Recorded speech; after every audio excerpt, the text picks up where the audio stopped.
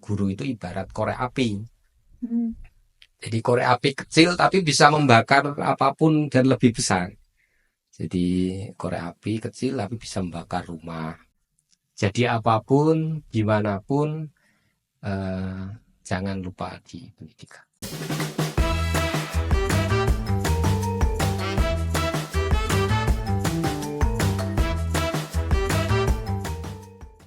Oke, selamat siang dulur sinau bareng Ademo. Selamat siang Ademoser. Hari ini kita mau bicara mengenai hal yang penting bagi kita, bahwa kita ini sering sekali mendiskusikan bagaimana sistem pendidikan di Indonesia, bahkan levelnya sampai sistem pendidikan di kawasan kita.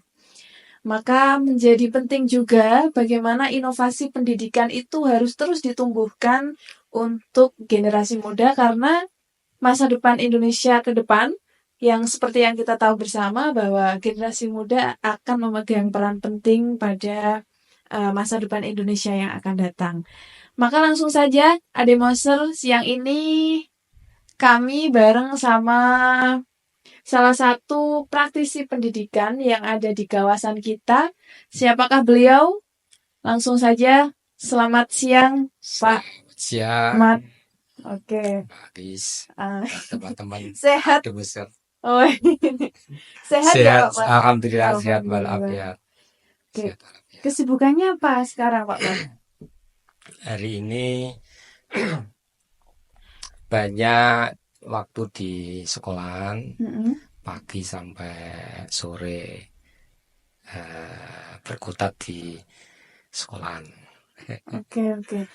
Jadi Pak Mat, kalau misalkan kita tarik ke belakang ini, ini bahasanya kita campur-campur ya. Eh, Sebenarnya apa yang melatar belakangi Pak Mat ini untuk tertarik ke dunia pendidikan? Namun sebelum itu, saya tanya dulu, ini Pak Mat sudah, kalau dikatakan sekarang hari-harinya berkutat di dunia pendidikan ini, sudah mulai sejak kapan berada di dalam circle atau lingkup dunia pendidikan seperti itu? Jadi panjang ceritanya. Iki. Jadi memang takdir yang mengarahkan saya harus di dunia pendidikan. Jadi dulu saya pertama kali kuliah itu saya anti terhadap dunia kependidikan. Makanya saya nggak masuk di kependidikan. Oh iya, jurusannya apa dulu? Dulu saya jurusan di sastra Arab, kemudian sejarah peradaban Islam. Jadi saya menghindari jadi guru. Bagi saya guru itu tidak harus masuk di perguruan tinggi jurusan keguruan, tetapi guru itu bisa jadi semua adalah guru. Nah, namun akhirnya begitu keluar, takdir mengarahkan saya menjadi guru akhirnya. Jadi saya dipanggil pulang oleh desa saya yang pada waktu itu ada sekolah swastanya, kekurangan guru, saya kemudian ditelepon untuk pulang mengisi, membantu mengajar di sekolah tersebut di desa itu. 2002 kalau nggak salah. Itu saya keluar kuliah 2001. 2001 itu saya masih punya cita-cita ingin melanjutkan di S2, tetapi sekali lagi takdir mengarahkan saya harus menjadi guru di sekolahan di kampung saya. Dan takdir itu tidak bisa ditolak pada waktu itu ya? Pada waktu itu memang sakit pada waktu itu ya. Memang tidak sesuai dengan cita-cita, itu kan juga kecewa. Tapi memang jalan Tuhan itu tidak penuh dengan rahasia. Kemudian saya masuk di MI pada waktu itu menjadi guru 2002, kemudian 2004 di SMP Negeri 1 Ngambon itu ada guru agama yang pensiun, itu guru saya dulu di MI, pensiun, kemudian cari guru pengganti, kemudian saya diminta oleh sekolah untuk mengganti guru agama yang pensiun itu. Akhirnya saya mengajar di SMP 1 Ngambon, mapel agama pada waktu itu 2004. Kemudian 2007 ini cerita ini ya. Iya. Cerita. 2007 eh, saya berkenalan dengan Mas Aziz, sekarang Kepala Desa Katsangan. Kemudian diajak berkenalan oleh Mas Aziz, berkenalan dengan Bapak Pratikno, pada waktu itu menjadi dosen di UGM dan sekarang menjadi Menteri Sekretaris Negara. Nah, dari perkenalan itu muncul sebuah inisiasi ide untuk mendirikan sebuah lembaga sosial yang bernama Demos untuk concern memberdayakan masyarakat atau mendidik masyarakat. Ada sisi pendidikannya juga. Kalau tadi pendidikan formal, nah ini pendidikan non formal di masyarakat itu. Kemudian tahun 2013 muncul bibit-bibit keinginan untuk meneruskan kuliah. Pada waktu itu saya masih status di GTT, honorer di SMP itu. Kemudian 2013 saya keinginan untuk melanjutkan S2 di UGM pada waktu itu, concern di pembangunan sosial dan kesejahteraan untuk menopang mendukung aktivitas saya di Adimos pada waktu itu.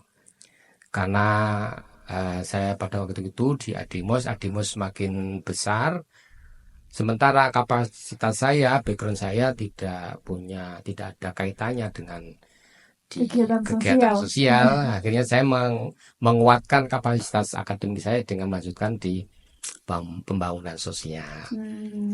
Nah, tidak ada satu semester saya diterima PNS di SMP Negeri 1 Ngambon menjadi tahun 2007. 13.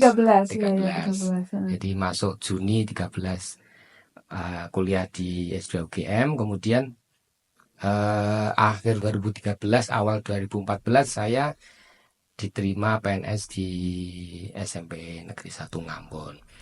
Lagi-lagi takdir yang mengarahkan saya untuk menjadi guru atau di pendidikan. Meskipun saya sekuat tenaga berusaha untuk menghindar ya, dan mengelak jadi guru dan pendidikan, tapi itulah garis takdir yang tidak bisa kita hindari. Akhirnya 2014 saya menjadi guru tetap di SMP Negeri 1 Ngambon. Seiring berjalan waktu 2022 itu ada lowongan kepala sekolah. Jadi ada beberapa kepala sekolah itu yang sudah purna sehingga menuntut untuk ada pengisian kepala sekolah baru. Tiba-tiba kepala sekolah mendaftarkan saya menjadi peserta tes seleksi kepala sekolah di Kabupaten Bojonegoro. Ada sekitar 75 guru se-Bojonegoro yang ikut seleksi tersebut. Saya cukup kaget karena belum saya bayangkan menjadi kepala sekolah itu. Saya pikiran saya masih guru pada waktu itu, belum punya minat dan belum ambisi belum ada ambisi untuk ke arah situ. Dari sisi kepangkatan juga masih rendah dan sebagainya. Tiba-tiba dari seleksi itu, dengan saya juga tidak begitu istilahnya ngoyo ya, tapi karena memang tadi itu akhirnya saya lolos di 8 besar, direkomendasikan untuk menjadi kepala sekolah pada waktu itu, sehingga 2002 lolos, kemudian 2024 penempatan di SMP Negeri 2 Purwosari di Desa Pelem, Kecamatan Purwosari. Jadi jalanannya mau nggak mau mati hidupnya di dunia pendidikan. Seperti itu. Tapi sekarang sudah tidak lagi ada, maksudnya begini Pak Mat, karena kan bisa jadi kita ini masih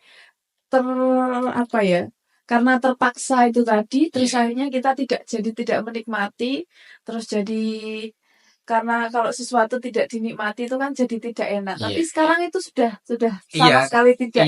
Karena saya merasa bahwa mungkin inilah jalan terbaik bagi saya. Saya berusaha sekuat tenaga untuk menghindar akhirnya juga kembali lagi. Jadi saya sadar bahwa inilah mungkin jalan terbaik bagi saya dari Tuhan seperti itu. Dan ini akan saya jaga dan akan saya kembangkan jalan yang diberikan Tuhan kepada saya ini seperti itu. Mulia sekali. Oke, jadi kalau bicara tentang apa itu namanya perjalanannya Pak Mat sampai akhirnya berada di level sekarang Pak Mat menjadi kepala sekolah begitu, artinya ini ada perjalanan yang cukup panjang begitu. Betul. Yang mana perjalanan itu mungkin ada hal-hal yang berkali-kali sudah Pak Mat rasakan bahwa inovasi pendidikan itu sangat terus berkembang dari waktu ke waktu.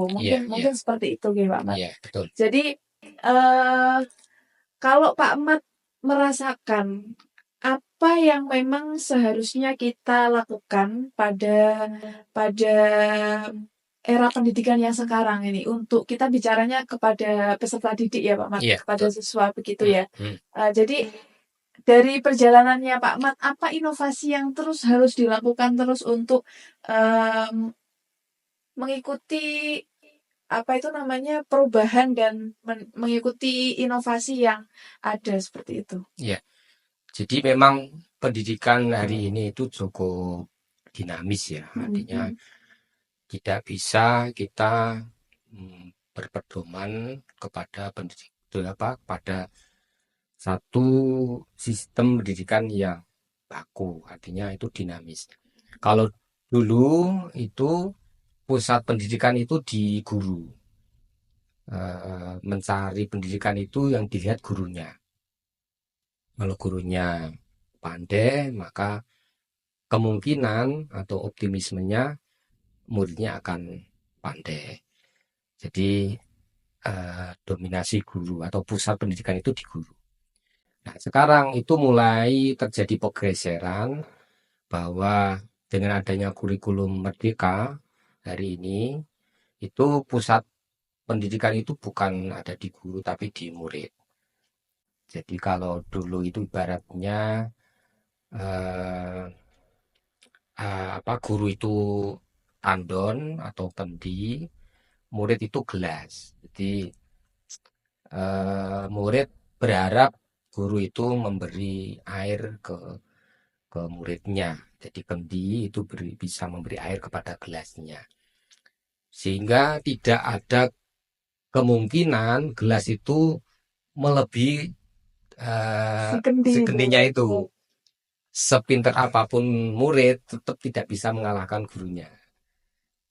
Nah, sekarang itu dirubah. Pendidikan hari ini itu pusatnya ada di murid. Sehingga perumpamaannya itu guru itu ibarat korek api. Jadi korek api kecil tapi bisa membakar apapun dan lebih besar. Jadi korek api kecil tapi bisa membakar rumah, bisa membakar api unggun, besar apinya. Jadi pendidikan hari ini itu guru harus memfasilitasi peserta didik, mendorong peserta didik untuk lebih besar dari gurunya, lebih pandai dari gurunya, lebih hebat dari gurunya. Jadi ini filosofi pendidikan hari ini yang berbeda dengan filosofi pendidikan masa lalu, seperti itu.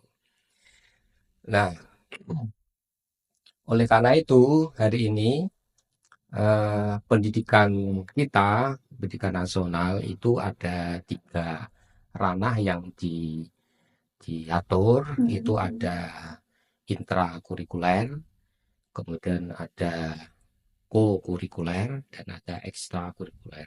Kalau sebelumnya ada 2, intra sama ekstra, sekarang tambah 1. Co-kurikuler ini adalah perpaduan dari intra ini yang melahirkan P5, proyek profil penguatan penguatan profil Pancasila itu.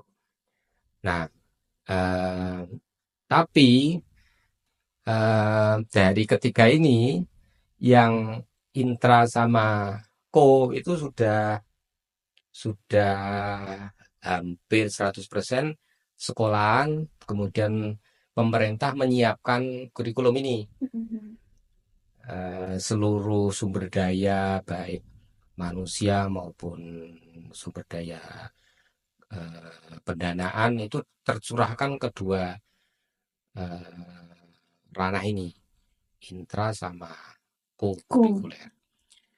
Nah, banyak sekolah yang abai terhadap ekstra ini. Padahal ekstra ini itu prinsipnya adalah bakat dan minat. Jadi seakan-akan sekolah itu menganggap ekstra itu pelengkap saja. Yang penting ada ekstranya seperti itu. Padahal kalau kita garap, kalau kita seriusi dengan matang, ini bisa menjadi sisi keunggulan di sekolah tersebut. Karena sekali lagi itu prinsipnya dari bakat dan minat. Sesuatu itu kalau sesuai dengan bakat dan minat bisa dijamin keseriusan, kemudian kualitas, kemudian keunggulan itu pasti akan ditekuni lah oleh anak itu ya. Beda lagi kalau sesuatu yang tidak diawali oleh bakat dan minat, ada sisi keterpaksaan, ada sisi malas-malasan dan sebagainya. Tapi kalau diawali dan visi bakat dan minat, saya yakin akan muncul keinginan yang lebih lah. Untuk lebih. Dan anehnya ini tidak tergarap oleh beberapa sekolah itu. Oleh karena itu hari ini kami sebagai guru dan teman-teman guru itu punya mimpi untuk mengembangkan ekstra ini. Karena bila ekstra ini kita kembangkan, saya yakin akan melahirkan anak-anak yang semangat untuk belajar ke kita. Seperti itu. Karena hari ini juga persaingan cukup ketat antara sekolah satu dengan yang lainnya. Meraih murid itu. Kalau kita punya keunggulan di ekstra, saya kira ini poin plus untuk sekolah kita. Sehingga tagline kita itu baru SMP Negeri 2 Purwosari, tagline-nya bakat dan minatmu terwadai di sini. Seperti itu. Tepuk tangan Adi Moser. Oke, saya setuju sekali Pak Mat bahwa kadang yang saya rasakan, saya ini kan kalau kita bicara generasi Pak Mat ya, saya ini kan termasuk generasi Z karena masih anak yang lahir di tahun 2000-an begitu. Jadi sekarang itu kan banyak sekali pendidikan yang memang dia ini berlomba-lomba bagaimana siswa ini belajar orientasinya bukan lagi untuk lulus, tapi karena memang dia mau belajar dan dia ingin mempelajari hal tersebut diseriusi seperti itu. Kan sekarang memang mungkin kalau yang kita ketahui ada beberapa yang memang sudah aware seperti Pak Mat dan SMP 2 Purwosari bahwa menciptakan orientasi belajar bukan atas dasar ingin lulus, tapi memang atas dasar kemauan siswa itu sendiri begitu. Jadi itu yang saat ini sedang Pak Mat dan lakukan bersama teman-teman atau rekan-rekan guru di SMP 2 Purwosari. Ini minat dan bakat yang seperti apa yang memang disiapkan atau yang memang diciptakan begitu, Pak Mat? Ya. Jadi kalau minat dan bakat itu pasti sesuatu ekstra itu mewadahi sesuatu yang tidak didapatkan di intra dan di ko. Jadi prinsipnya dia melengkapi atau mendukung di intra dan ko. Nah, di kami itu memiliki beberapa pertimbangan untuk menentukan ekstra yang kita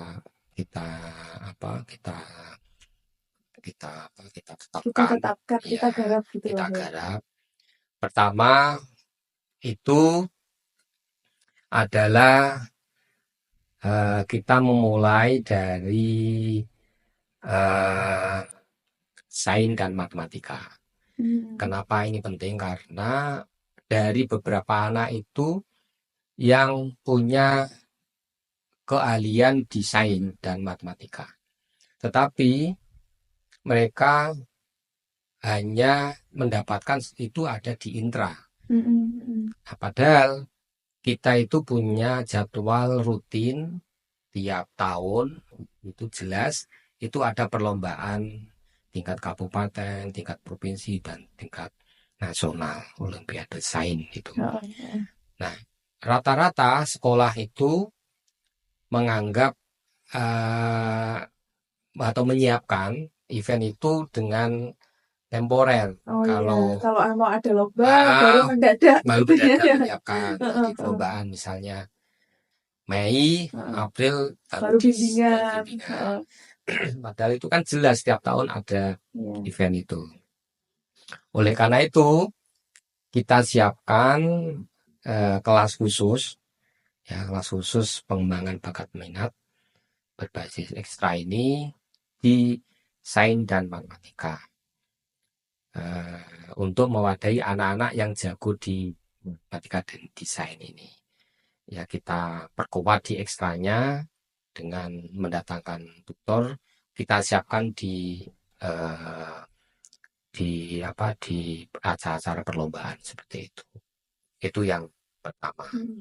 Kalau ini saya yakin tidak butuh fasilitas Iya, karena kita iya. mendatangkan tutor, Heeh. kemudian Belajarnya cukup di di kelas, mungkin kelas, kalau mau ya di luar di kelas luar gitu kelas ya, seperti ya. itu. Tinggal komitmen kita untuk memfasilitasi aja dan menjaring anak yang punya keunggulan di ranah sains dan matematika itu. Mm-mm. Itu yang pertama. Yang kedua, ada kita menyiapkan kelas khusus di bidang bahasa Inggris. Ini sudah kita lakukan eh, beberapa tahun belakangan. Waktu saya belum menjadi kepala sekolah di SMP 2 Purwosari, itu sudah dilakukan kegiatan serupa, English Club namanya. Ini untuk mewadahi anak-anak yang ingin jago di bahasa Inggris. Hmm. Dan alhamdulillah dari rekornya tiap tahun itu mengikuti perlombaan di tingkat kabupaten, Mm-mm. eh, Inggris juara ya. juara. Nah, tahun kemarin itu juara 3. Oh, iya. Nah, oleh karena itu ini akan kita perkuat kembali karena bahasa itu juga penting. Eh, Apapun keahliannya itu harus didukung oleh bahasa Kemampuan bahasa ya. bahasa yang Iya, iya. kompeten. Sepakat, saya sepakat. Ahli apapun, kalau bahasanya nol istilahnya ya, Iya, maka sulit untuk berkembang. berkembang Seperti ya. itu. Jadi bahasa Inggris itu menjadi apa ya namanya, eh, kemampuan dasar anak untuk menguasai berbagai Skill-skill skill lain lain. gitu ya. Ya. Harapannya ini eh, kita perkuat semuanya anak-anak untuk berbahasa Inggris, mahir berbahasa Inggris. Itu yang kedua. Yang ketiga, kalau ini juga tidak butuh fasilitas ya. Oh iya. Di kelas kita datangkan tutor. Nah, yang ketiga, keempat dan kelima ada IT, kemudian ada seni, ada olahraga. Ini kita eh, kalau kalau tutor sama fasilitas sekolah tidak punya. Hanya halaman sekolah kalau olahraga, kalau seni juga tidak banyak. Nah, kita kerjasama dengan apa di di sekitar kita. Ya, di lingkup kita Di gitu ya. kita itu ada beberapa lembaga yang concern di situ. Misalnya IT ya, IT itu ada Ademos. Ademos itu kuat di IT-nya. Ada apa apa di Ademos itu ada BLKK. BLKK BLKK. ya. Ada, di situ ada caranya membuat desain, kemudian membuat videografi dan sebagainya. Itu ada di PLKK. Jadi kita nanti kerjasama di kelas khusus IT dengan PLKK Ademos.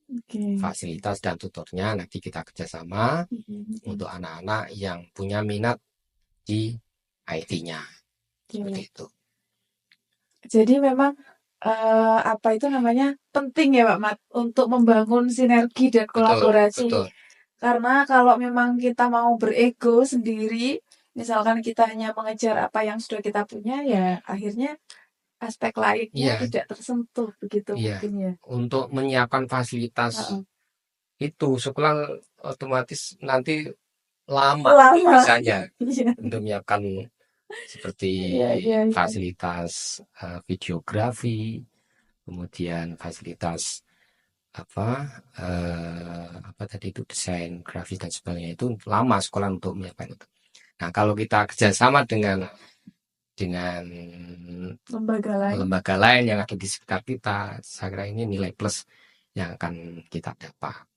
Kemudian ada lagi seni dan budaya.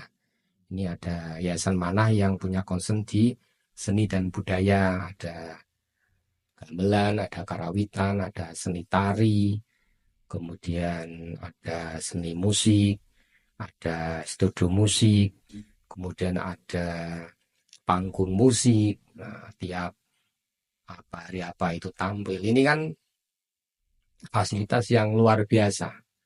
Nah, kalau sekolah bisa bekerja sama dengan lembaga ini, saya kira sekolah tidak perlu menyediakan fasilitas, tetapi cukup kerjasama dengan lembaga yang ada di sekitar situ. Kemudian ada olahraga di Dolok itu ada lapangan sepak bola, kemudian ada lapangan badminton, ada lapangan voli. Ya, ini kalau kita membuat lapangan sepak bola kan juga lama dan mahal. Gor dan sebagainya. Nah, kalau kita mampu bekerjasama dengan sekitar kita, saya kira ini juga poin plus untuk kita. Jadi kita hanya mendorong anak untuk punya minat dan daya juang untuk belajar. Selebihnya sekolah akan bekerjasama dengan pihak di luar itu. Jadi kita menuntut siswa, yang penting kamu punya minat, bakat, dan mau belajar dan berjuang untuk bisa seperti itu. Yang lainnya biar sekolah yang akan berusaha untuk mencari fasilitas itu. Sekolah sih golek dalan ya. Itu. Jadi kalau misalkan Pak Mat nih, saya cerita sedikit. Kalau dulu misalkan sekolah, saya waktu masih sekolah kan masih susah sekali. Misalkan kita pengen belajar apa, pengen menekuni di bidang musik, bahkan kita mau dari siswa sendiri, misalkan kita mau belajar vokal atau mau latihan gitar aja, susahnya minta ampun. Karena nggak ada fasilitas kan. Dan mau minta orang tua ya nggak mungkin. Buat apa mau beli gitar dan lain-lain. Begitu. Jadi memang tugasnya sekolah untuk bagaimana menciptakan sinergi dan kolaborasi itu ya Pak Mat. Dan anak-anak itu kalau sama lah semuanya. Kalau sesuatu masalah pelajaran itu ya seperti apa ya, seperti ketemu pelajaran matematika, ketemu pelajaran IPA, pelajaran apa, itu beda dengan sesuatu yang sesuai dengan bakat dan minatnya. Pasti lebih serius, lebih enjoy, lebih semangat, lebih tekun dan sebagainya. Nah, ini kemarin itu sudah kami sampaikan beberapa hal kepada anak-anak dan responnya sangat luar biasa. Bahkan ada beberapa anak itu yang sudah terlanjur daftar ke sekolah lain itu merasa menyesal, kok enggak dari dulu ada info seperti ini. Seperti itu. Saya sudah terlanjur daftar ke sekolah ini, kok baru tahu kalau sekolah ini punya program seperti ini, seperti itu. Mungkin ini ke depan ini tugasnya tim yang publikasi. Bagaimana informasi itu bisa secara luas kita sebarkan ya Pak Mat, karena memang jangan sampai kita menciptakan Betul. eman-eman yang lain gitu ya.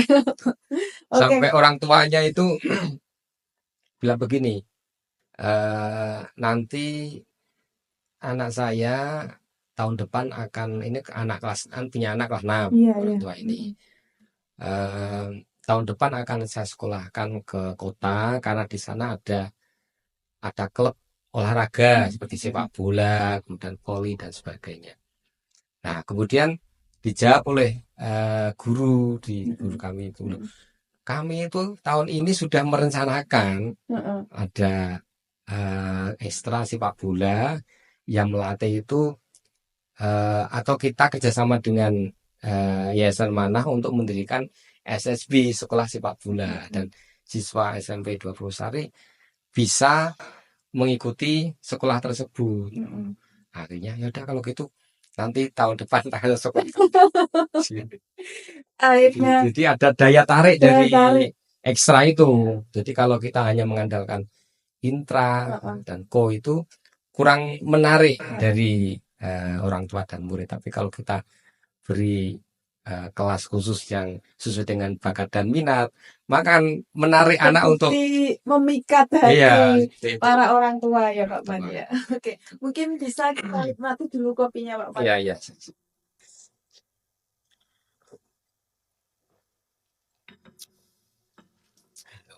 Oke, karena memang apa ya Pak Mat, kalau misalkan kita bicara tentang pembelajaran minat dan bakat, memang kita memaksa para siswa untuk menentukan apa yang mereka mau. Jadi ini langkah apa yang dilakukan sekolah terlebih dahulu untuk menentukan bagaimana kita bisa mengetahui siswa minatnya di sepak bola, siswa minatnya di sini. Tentu kan sekolah kan tidak serta-merta kita membuat bikin ekstra ini loh padahal siswanya nggak minat. Apakah kita ada assessment atau apa misalkan? Iya. Ini sedang kita lakukan, kita sebar semacam pertanyaan-pertanyaan anak untuk menjaring bakat dan minatnya, sehingga nanti kedepannya jangan sampai ada anak yang salah bakat dan minat. Ya itu makanya bakatnya di sepak bola kesasar di gamelan. Ditendangi gamelannya nanti. Jadi seperti itu kita siapkan bulan Juli ini untuk menentukan anak ini punya bakat dan minat di mana, kita kelompokkan kelas-kelasnya itu, sehingga nanti ketika masuk Juli Agustus sudah jalan kelas minat dan bakat itu ya. Ya. Nah setelah itu kita mulai, kita kerjakan, kita jalankan, nanti pasti juga ada kendala-kendala di lapangan, nanti kita evaluasi, kita benahi, kemudian suatu saat juga perlu kita tampilkan seperti itu, kita wadahi berbagai skill yang sudah ditekuni oleh siswa itu kita beri panggung. Untuk seni budaya kita beri panggung, untuk olahraga ya kita tandingkan, untuk IT-nya ya kita bikin project misalkan seperti itu. Jadi kita beri semacam roadmap ya, kita beri roadmap sehingga dari mulai basic mulai berjalan masuk sampai bisa mahir lah istilahnya, seperti itu. Nah itu kemudian dari sisi publikasi juga harus dikuatkan pula. Jadi percuma kalau kita punya program sebesar itu keren itulah ya, tapi publikasinya lemah seperti itu. Oleh karena itu saya harapkan anak IT nanti kelas khusus IT ini juga akan menopang kegiatan lainnya. Jadi ada konten kreator, videografi, ini yang akan menyemarakkan medsos atau di dunia maya. Memeriahkan, mewarnai konten-konten dari seluruh kelas khusus ini. Seperti itu. Jadi memang sudah disiapkan ya Pak Mat sejak Pak Mat ini sudah berapa bulan sampai sejak masuk di SMP Purwosari ini sampai 2 sampai sekarang Mulai Maret puasa. Maret. Oh, mungkin sudah Maret sampai Maret, April, Mei, Juni. Juni. 4 bulan ya. Sudah 4 bulan, tapi sudah mulai banyak inovasi yang dilakukan seperti itu. Jadi memang ya kita memang harus menyiapkan itu ya Pak Mat, karena kalau kita bicara dunia pendidikan kita di levelnya sekarang bahwa kita kan masuk di generasi sekarang kan berarti generasi Z ya Pak Mat. Yang mana generasi Z itu kalau kita mempelajari karakteristik mereka ini kan sangat suka ketika dilibatkan atau diikutkan dalam suatu proyek, dilibatkan dalam suatu hal, misalkan untuk memecahkan masalah mereka sendiri, begitu. Betul. Nah, maka ditopanglah oleh Pak Mat dan juga rekan-rekan guru di SMP 2 Purwosari ini melalui inovasi minat dan bakat. Seperti itu ya Pak Mat ya. Betul. Nah, dari beberapa anak itu sebenarnya itu di desa mereka itu sudah melibatkan diri di bakat dan minat. Jadi beberapa anak itu yang ikut di kesenian reog. Jadi di anak-anak itu sudah di desa itu sudah apa ya? Sudah terlibat di kegiatan yang sesuai dengan bakat dan minat. Ada yang di gamelan, dan ini saya kira secara skill mereka semakin terasa, nanti secara ekonomi lambat laun akan menghasilkan pendapatan bagi anak-anak itu, karena sekali tampil pasti akan mendapatkan honor dari honor. Nah, itu yang kita selalu pegang prinsipnya bahwa sesuatu itu sekarang gimana kita caranya menguangkan sesuatu tidak sekedar hobi ya. Iya, betul sekali. Bagaimana bakat dan minat itu juga menghasilkan income ekonomi untuk anak-anak itu. Iya. Itu. Dan kedepannya ini baru seni budaya itu ada seni klasik tradisional, gamelan, kawaritan, ada seni modern itu ada band, ada paduan suara. Nah, seni batik, ukir itu kan belum tersentuh ini. Nah, kedepannya kita punya sentra batik. Ini juga pasti akan mengarahnya ke situ nanti pengembangan seninya. Karena emang juga di sini ada industri batik, sementara sekolah tidak bisa mengambil momentum itu untuk peningkatan skill anak di seni batik itu.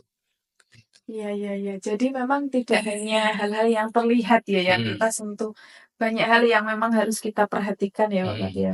Saya sepakat Pak Mat mengatakan tadi bahwa bagaimana kita ini harus terus memperhatikan minat dan bakat siswa, karena ada beberapa hal yang memang kita ini sekarang di dunia kerja dipaksa untuk punya skill-skill basic. Seperti contohnya Pak Mat mengatakan tadi ada bahasa Inggris. Jadi itu termasuk nanti kaitannya kemampuan berkomunikasi, editing, dan lain sebagainya. Itu banyak sekali.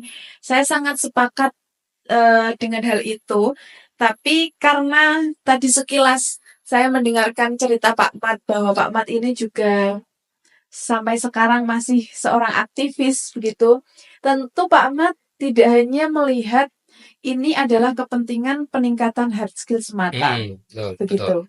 Artinya memang iya kita menciptakan siswa yang multi talent itu perlu begitu. Tetapi ada hal lain yang juga harus kita sadari bersama, bahwa bagaimana siswa ini punya fundamental berpikir. Karena kalau kita bicara hard skill, mungkin sekarang sudah banyak sekali teknologi yang mempermudah itu Pak Mat. Jadi Gen Z itu terbiasa di shortcut oleh sesuatu atau teknologi itu, tapi kita tidak kuat dalam konstruksi berpikir atau fundamentalnya, begitu Pak Mat ya. Nah, lantas apa yang juga Pak Mat kuatkan dari segi itu? kepada anak-anak didik atau siswa-siswa Pak Mat di SMP 2 Purwosari, begitu Pak Mat? Iya, iya. Jadi ada beberapa lapis ya untuk mendukung bahwa hari ini pendidikan soft skill itu jauh lebih penting untuk membekali anak bisa terjun di dunia kerja atau di masyarakat. Karena soft skill itu ternyata hari ini melebihi dari hard skill. Jadi banyak contoh dulu anak ini tidak pandai, tapi karena dia pandai berkomunikasi, kemudian tanggung jawab, jujur, karirnya bisa melebihi anak yang pandai secara akademik. Oleh karena itu ada beberapa lapis yang sedang disiapkan di intra kurikuler. Tiap mapel itu juga ada sisi-sisi karakternya, ada jujur, ada tanggung jawab, ada komunikasi, kolaborasi. Di P5-nya juga begitu, ada proses kejujuran, tanggung jawab, kerjasama, seperti itu, kolaborasi. Nah, di ekstranya juga kita siapkan pula. Nanti ada ekstra, misalnya namanya latihan dasar kepemimpinan, ada LDK itu.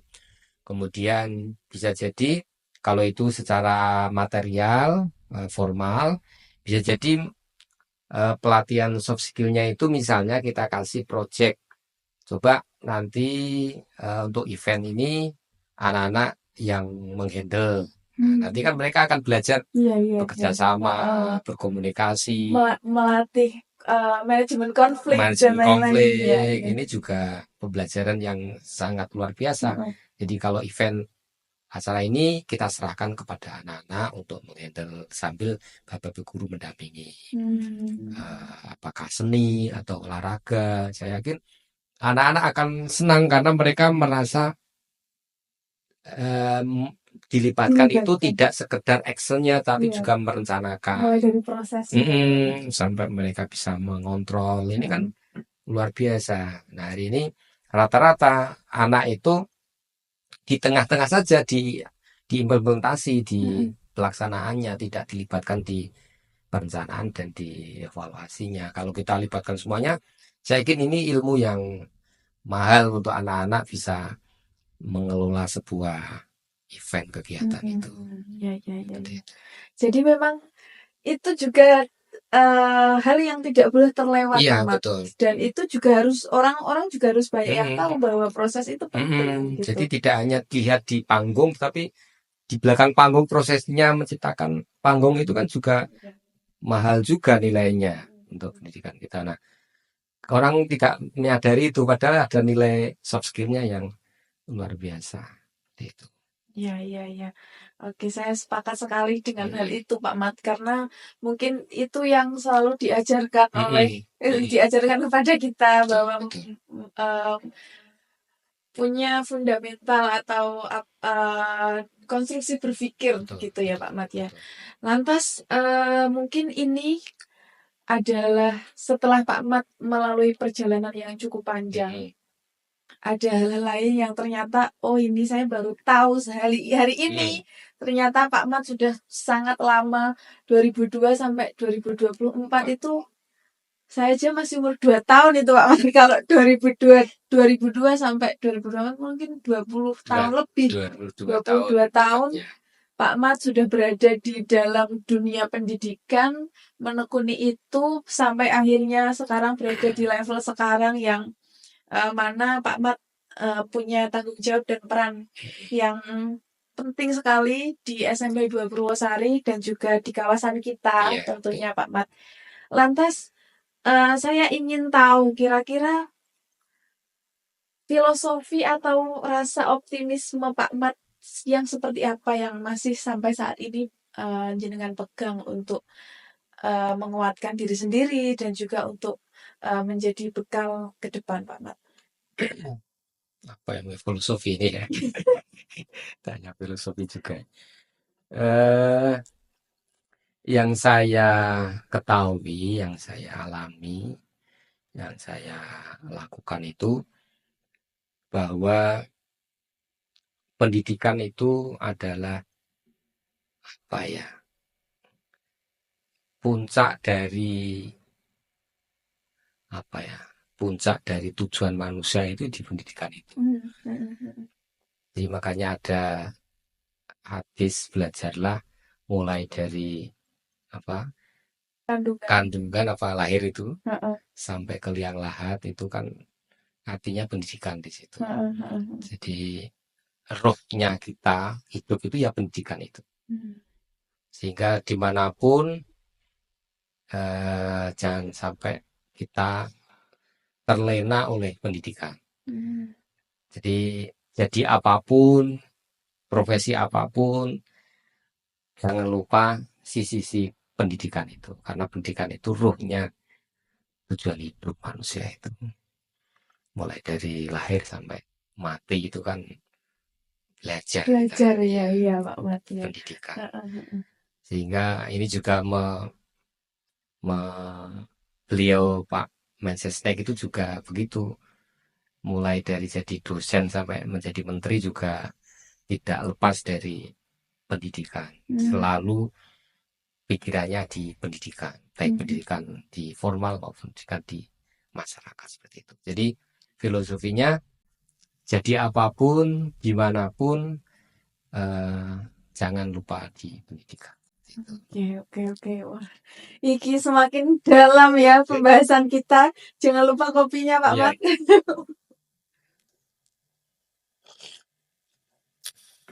Karena mungkin saya sangat sepakat sekali. Banyak hal yang akhirnya saya mantuk-mantuk ini belajar banyak sekali sore ini dengan Pak Mat.